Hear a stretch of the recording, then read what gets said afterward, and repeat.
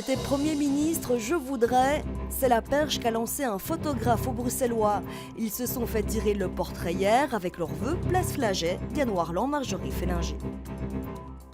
On vous propose le temps d'une photo de devenir le Premier ministre. Place Flaget, ce samedi, il soufflait un vent de liberté d'expression. Avec un tableau noir et un nœud papillon rouge, les passants étaient invités à se mettre dans la peau du Premier ministre et à présenter du coup leur première réforme. Première réforme, je réforme la réforme du chômage, de l'accès au chômage. Ça veut dire ? Ça veut dire que je trouve scandaleux que le gouvernement s'attaque aux gens les plus faibles, c'est-à-dire les gens qui en fait ne trouvent pas de boulot.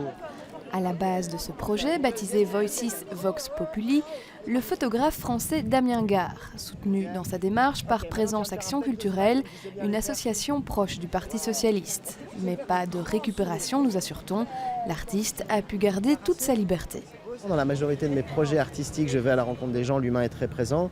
Donc envie de dire que la classe politique peut tout à fait entendre, nous, citoyens, nos envies, et que réattribuer un espace de liberté d'expression aux gens était important.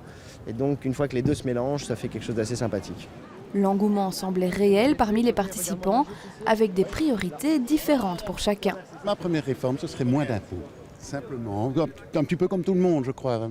Mais comme je suis indépendant et je trouve qu'on n'est pas assez soigné. Moi, je vois Bruxelles piétonne, donc sans voiture, avec des vélos, des pistes cyclables partout, des chiens, des chats, des familles qui se promènent, qui se baladent parmi des arbres, etc.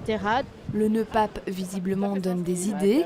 En septembre, une exposition dans la galerie de Damien Gare réunira ses portraits de citoyens, Premier ministre d'un jour.